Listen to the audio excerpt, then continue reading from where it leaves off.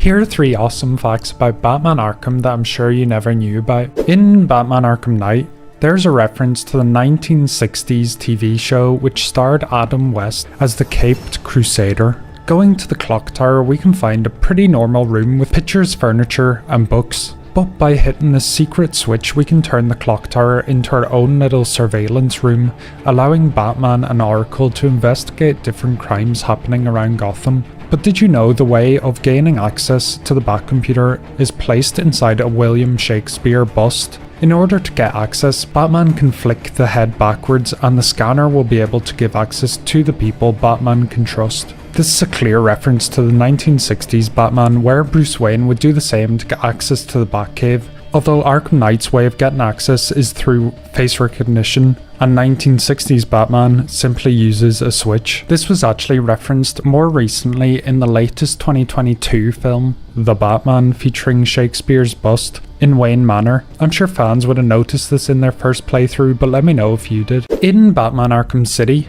Batman is unfortunately dying due to Joker's blood transfusion, and in order to live to see another day, he needs the help of Mr. Freeze. After an intense boss battle with Ra's al Ghul and extracting his blood, which was needed for the cure, we return to the GCPD to hand the key ingredient Mr. Freeze needs to craft the cure. After developing it, we find out that Mr. Freeze's wife, Nora, has been kidnapped by the Joker, and in an act of desperation, Freeze attacks Batman, and we get one of the greatest boss battles of all time. Looking at the surroundings of the lab, we can notice statues of Nora. A good tactic to lure Mr. Freeze away from Batman is to throw a batarang at one of these statues, where he will react angrily. But did you know that you can actually trick Mr. Freeze into attacking the statues himself, and he will have this to say?